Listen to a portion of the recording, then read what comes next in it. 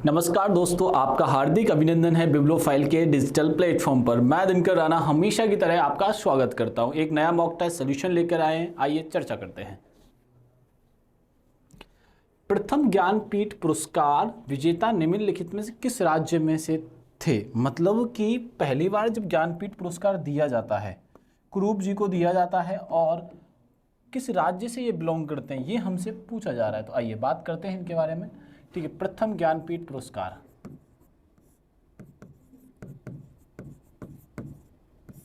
प्रथम ज्ञानपीठ पुरस्कार ये दिया गया था कुरूप जी को।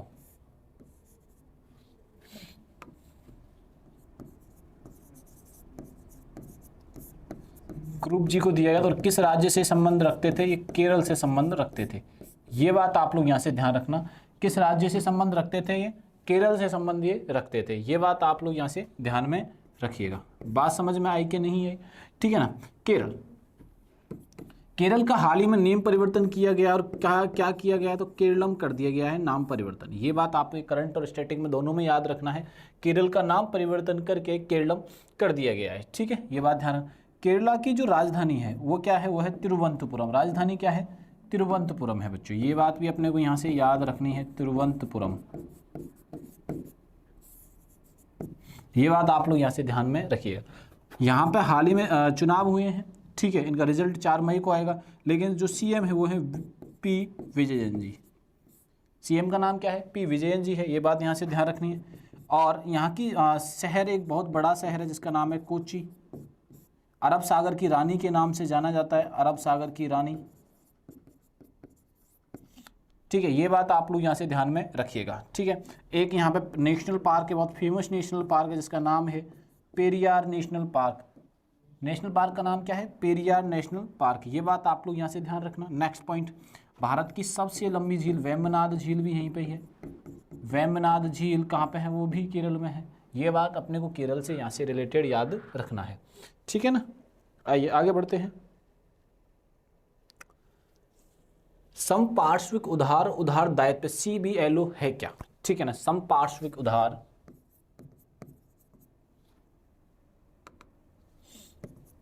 सम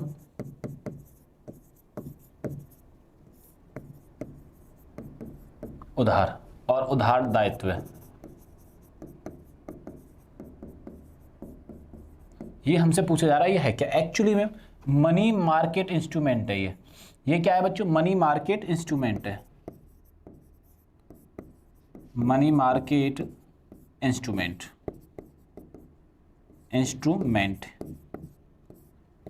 ये बात आप लोग यहां से ध्यान में रखिएगा। बात समझ में आई कि नहीं? कई लोग क्या करेंगे, मौद्रिक नीति साधन में बदलाव करने का प्रयास करेंगे, बट ऐसा नहीं है। ये बात आप लोग यहां से ध्यान में रखिएगा। मानव शरीर में निम्न में कौन सा अंग रक्त के सीरम के प्रमुख घटकों में से एल्बुमिन का उत्पादन करता है? एल्बुमिन। आप जब CBC टेस्ट कराते हैं, ब्लड टेस्ट जब कराते हैं, तो आप लोग बात यहाँ से ध्यान, CBC जब टेस्ट कराते हैं तो आप लोग ध्यान रखना, उसमें एल्बुमिन और बिलिरुबिन आते हैं। ठीक है, ये मेन काम होता है लीवर का, यानी कि यकृत का, यानी कि इसको क्या बोलते हैं? जिगर भी हम लोग बोलते हैं। ये बात आप लोग यहाँ से ध्यान रखना। ये सारा काम किसका होता है? लीवर का होता है। क्लियर? समझ में आएगा नहीं आया? ठीक है, आगे बढ़ते हैं। जैन धर्म के भीतर एक अलग संप्रदाय के रूप में श्वेतांबर की स्थापना पर हुई थी। मतलब श्वेतांबर की जो स्थापना होती है, जो श्वेत वस्त्र पहनते हैं और वो समय के अनुसार बदलाव अपने आप में करते हैं। श्वेतांबर जो लोग हैं बच्चों, ध्यान रखना, इस समय के अनुसार अपने आप में बदलाव करते रहते हैं। तो श्वेतांबर जो लोग हैं अपने समय के अनुसार बदलाव करते हैं, समय के अनुसार। तो हमसे ये पूछा जा रहा है तो किस स्थान पर हुआ था? तो वो हुआ था बच्चों वल्लवी पर। कहाँ चेंजेज हुए थे ये? तो ये वल्लवी नामक स्थान है, वहाँ पे हुए थे। ये बात आप लोग यहाँ से ध्यान में रखिएगा। ठीक है ना। बात समझ में आई कि नहीं आई? ठीक है, आगे बढ़ते हैं। ठीक है, जैन धर्म महावीर जैन के ने सबसे ज़्यादा इसको फेमस किया, या उनके मेन गुरु कहे जाते हैं महावीर जैन। महावीर को कहा जाता है। ये बात आप लोग यहाँ से ध्यान रखना। और 24वें तीर्थंकर थे, 24th तीर्थंकर। ये बात समझ में आई कि नहीं है? तो हम आगे बढ़े। तो वल्लवी। राजगीर है जो कैपिटल है, जैसे हम राजगीर के नाम से जानते हैं, तो ये कैपिटल कहाँ की? ये है मगध की कैपिटल। ये कैपिटल कहाँ की है? मगध की है। ठीक है, चलो आगे बढ़ते हैं। कैसराइट निम्नलिखित किसका अयस्क होता है? कैसराइट जो होता है किसका अयस्क होता है? हमसे पूछा जा रहा है कैसराइट किसका अयस्क है? ये होता है टिन का। किसका होता है? टिन का होता है। ठीक है, ये बात आप यहां से याद रखिएगा। निम्नलिखित में से कौन ड्यूटेरियम के नाभिक में पाए जाते हैं? ठीक है ना, ड्यूटेरियम के कौन पाया जाता है, ये हमसे पूछा जा रहा है नाभिक के अंदर। ड्यूटेरियम के नाभिक में एक पाया जाता है प्रोटॉन और एक पाया जाता है इलेक्ट्रॉन। ये बात आप लोग यहाँ से ध्यान में रखना। ठीक है, बात समझ में आई कि नहीं? ये एक प्रोटॉन पाया जाता है, एक का क्या पाया जाता है? इलेक्ट्रॉन पाया, वो सॉरी प्रोटॉन पाया जाता है, एक न्यूट्रॉन पाया जाता है। ये बात आप लोग यहाँ से ध्यान में रखिएगा। ठीक है ना, एक न्यूट्रॉन। आगे बढ़ते हैं।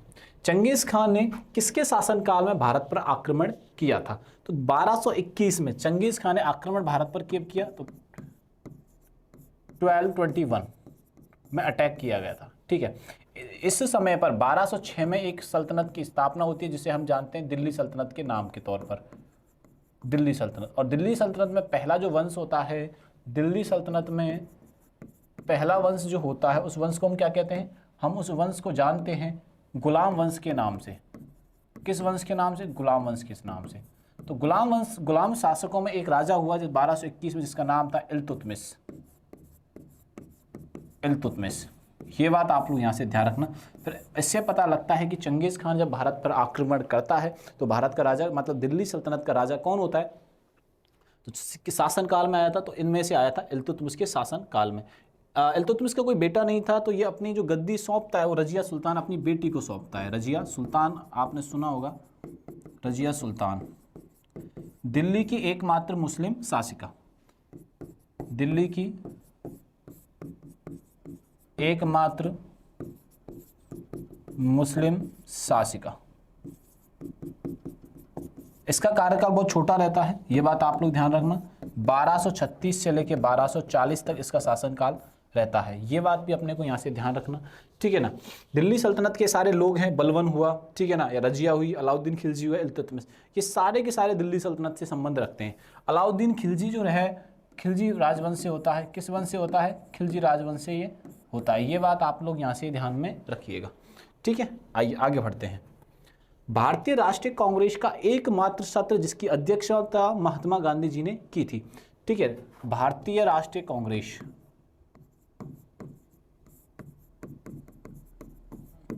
भारतीय राष्ट्रीय कांग्रेस, इसकी स्थापना होती है 1885 में। ठीक है, बैनर्जी इसके क्या रहते हैं? पहले अध्यक्ष रहते हैं। और पहले मुस्लिम अध्यक्ष कौन रहते हैं? तैयब जी रहते हैं। कौन रहते हैं? तैयब जी रहते हैं। ठीक है ना, अब ये बात भी अपने को यहाँ से याद रखना है। और एक इम्पॉर्टेंट बात थी कि गांधी जी इसके अध्यक्ष रहे, और अध्यक्ष रहने के बाद किस सम्मेलन की अध्यक्षता की? तो वो की थी बेलगाम की। कहाँ की अध्यक्षता की थी? बेलगाम की अध्यक्षता की थी। ये बात आप लोग यहाँ से ध्यान में रखिएगा। चलिए आगे बढ़ते हैं। निम्नलिखित में से कौन भारतीय विश्व मामले की परिषद का पदेन अध्यक्ष होता है? भारतीय विश्व मामलों का जो पदेन सदस्य होता है बच्चों, वो कौन होता है? वो होता है राष्ट्रपति। ये बात आप लोग यहाँ से ध्यान रखना। जो पदेन सदस्य होता है, कार्यवाहक के तौर पर तो प्रधानमंत्री काम कर रहा होता है, लेकिन जो मेन जो कागजों में या विश्व के मामलों में जो पदेन सदस्य होता है वो कौन होता है? भारत की तरफ से वो होता है राष्ट्रपति। जैसे हाल ही में अभी भारत की जनगणना प्रारंभ हुई है, तो भारत की जो जनगणना प्रारंभ हुई है, जनगणना में जो प्रथम नागरिक की जनगणना की है वो भी किसकी की गई है? वो भी भारतीय राष्ट्रपति यानी भारत के प्रेसिडेंट की गई है। ये बात भी अपने को यहाँ से याद रखनी है। क्लियर हुआ कि नहीं? भारतीय विश्व के मामले में राष्ट्रपति क्या करता है? अध्यक्षता करता है।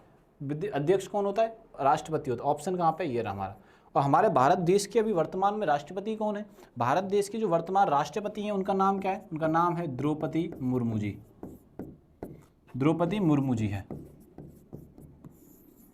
ये बात आप लोग यहां से ध्यान में रखिएगा। कार्नुवा मोम किस देश में उत्पादित किया था? कार्नुवा मोम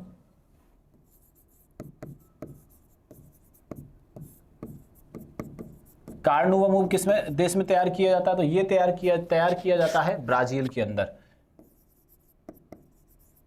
ब्राजील की कैपिटल क्या है? ब्राजीलिया। ये बात आप लोग यहां से ध्यान में रखिएगा। वोल्टा नदी परियोजना किस देश में स्थित है? वोल्टा नदी परियोजना, वोल्टा नदी परियोजना वोल्टा नदी परियोजना कहां पे है? घाना में। ये बात भी अपने को यहां से याद रखनी है। बात समझ में आई कि नहीं है? ठीक है, आगे बढ़ते हैं। निम्नलिखित में से किस राज्य में भारत में पहली बार ईवीएम यानी वोटिंग मशीन का उपयोग किया गया था? ये उपयोग किया गया था केरल के अंदर, यानी कि केरलम में पहली बार इलेक्ट्रॉनिक वोटिंग मशीन का प्रयोग किया गया था, यानी ईवीएम का सर्वप्रथम उपयोग केरलम में किया गया था। कहाँ प्रयोग किया गया था? केरलम में किया गया था। ये बात आप लोग यहाँ से ध्यान रखना। केरलम में 2 क्लासिकल डांस हैं। क्या है? 2 क्लासिकल डांस है। एक का नाम है कथकली, एक का नाम है मोहिनी अट्टम। एक का नाम क्या है? केरलम, सॉरी कथकली। एक का नाम क्या है? मोहिनी अट्टम। ये बात आप लोग यहां से ध्यान में रखिएगा। क्लियर हुआ कि नहीं हुआ? चलिए आगे चलते हैं। निम्नलिखित में से दक्षिण एशिया में सबसे घनी आबादी वाला देश कौन सा है? तो दक्षिण एशिया में सबसे अधिक आबादी वाला देश कौन सा है? वो है बांग्लादेश। कौन है? बांग्लादेश है। ठीक है ना। सबसे घनी आबादी वाला देश कौन सा है? बांग्लादेश है। बांग्लादेश की राजधानी क्या है बच्चों? तो बांग्लादेश की राजधानी है ढाका। ठीक है। घनी आबादी, जो ध्यान रखना आप, घनी आबादी वाला देश है बांग्लादेश है। बांग्लादेश की राजधानी है ढाका। यहाँ की जो करेंसी है वो है टका। ठीक है। बांग्लादेश की जो करेंसी है उसे टका कहा जाता है। और यहाँ के जो अभी प्रधानमंत्री बने हैं रहमान तारिक बने हैं। ये बात भी अपने को यहाँ से ध्यान रखना। ठीक है ना। प्रधानमंत्री बने हैं। इनसे पहले जो अंतरिम प्राइम मिनिस्टर थे, यानी कि इंटरिम प्राइम मिनिस्टर थे, उनका नाम था Mohammed Yunus. Interim prime minister कौन थे? यहाँ पे थे मोहम्मद यूनुस।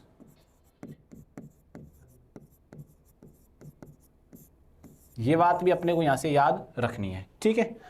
भारत की जो सर्वोच्च सीमा लगती है, भारत की सर्वोच्च सीमा, भारत की जो सर्वोच्च सीमा लगती है बच्चों, ये बात ध्यान रखना। ठीक है। स्थलीय तौर पर लगभग 4097 किलोमीटर, वो किसके साथ लगती है? सर्वाधिक बांग्लादेश के साथ लगती है। और सबसे कम डूरंड लाइन लगती है, यानी कि अफगानिस्तान के साथ लगती है। सबसे कम डूरंड लाइन लगती है अफगानिस्तान के साथ लगती है। यह बात भी अपने को यहां से याद रखनी है। दक्षिण एशिया का एकमात्र सक्रिय ज्वालामुखी निम्नलिखित में से किस देश में स्थित है? सक्रिय ज्वालामुखी दक्षिण एशिया, वो है भारत के अंदर। किस देश में है? भारत देश में है। ये बात आप लोग यहां से ध्यान में रखना। ठीक है। दक्षिण एशिया का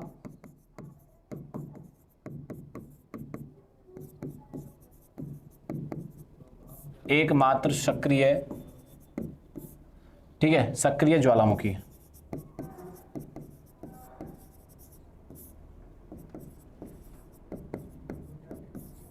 भारत। विश्व का एकमात्र तैरता हुआ डाकघर किस झील पर स्थित है? विश्व का एकमात्र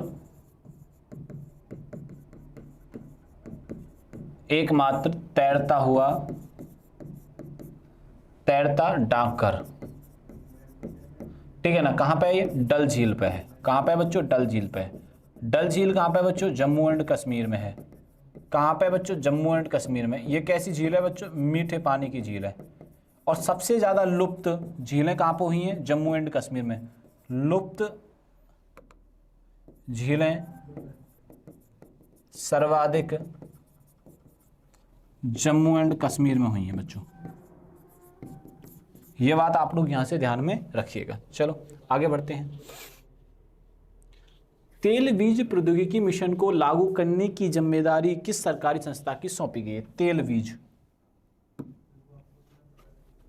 बीज वितरण की जिम्मेदारी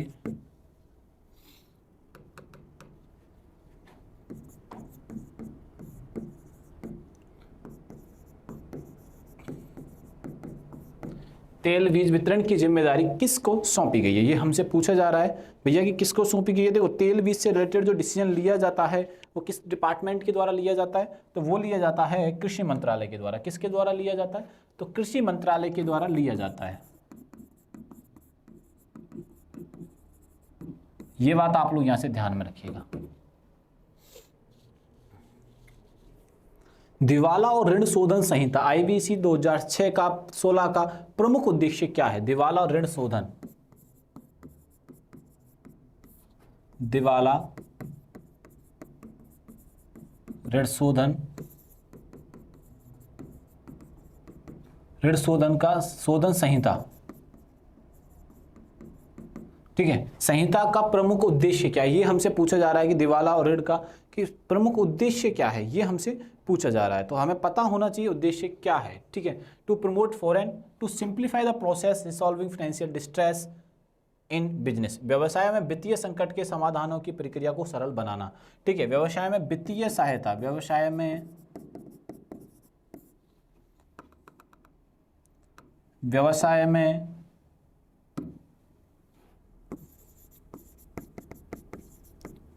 में वित्तीय संकट के समाधान की प्रक्रिया को सरल बनाना है। ये बात आप लोग यहां से ध्यान में रखिएगा।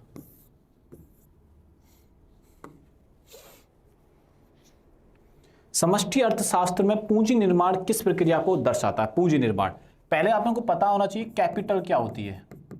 हमें पता होना चाहिए कैपिटल क्या होती है। जब कोई व्यापार किया जाता है तो सर्वप्रथम जो अमाउंट लगाया जाता है, इन्वेस्टमेंट किया जाता है, उसको क्या बोला जाता है बच्चों? तो उसको बोला जाता है कैपिटल, ठीक है। फर्स्ट टाइम जब किसी बिजनेस में इन्वेस्ट किया जाता है तो उसको क्या बोलते हैं? कैपिटल, ठीक है ना। ये बात आप लोग यहाँ से ध्यान रखना। तो हमसे जो पूछा जा रहा है वो मैक्रो इकोनॉमिक्स से क्या रिलेशन है इसका, मैक्रो इकोनॉमिक्स के बारे में हमसे पूछा जा रहा है। तो इसका ये होता है निवेश के माध्यम से उत्पादन क्षमता में वृद्धि, ठीक है। निवेश के माध्यम से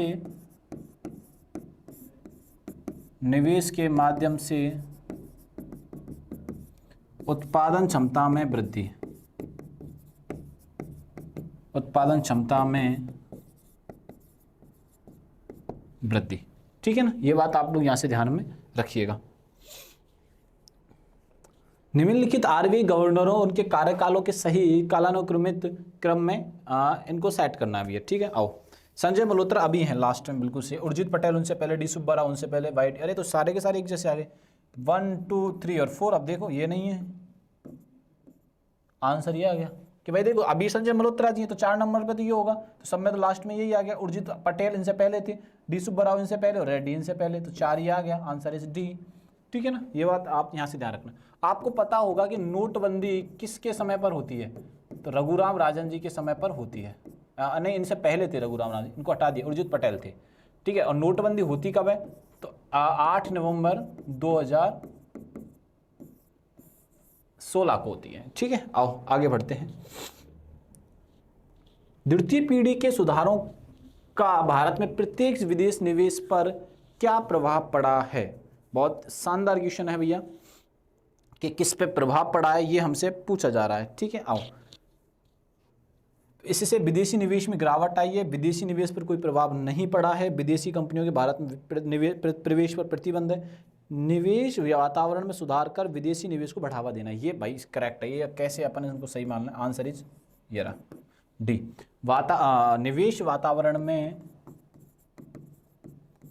निवेश वातावरण में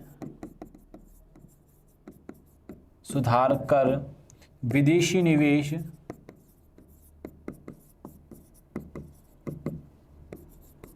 को बढ़ावा देना, ठीक है। सिंपल सी बात है, ये बात आप लोग यहां से ध्यान में रखिएगा। हाल ही में द्विवार्षिक Arctic military exercise cold response किसने शुरू किया है? तो ये शुरू किया है नाटो ने। ये शुरू किसने किया है? ये नाटो ने किया है, ठीक है ना। हाल ही में ड्रग्स के विरुद्ध ऑपरेशन जेरिको कहां चलाया गया है? ये बात आप लोगों को यहां से ध्यान रखनी है, कहां चलाया गया है? ये चलाया गया भैया मिजोरम में, ड्रग्स के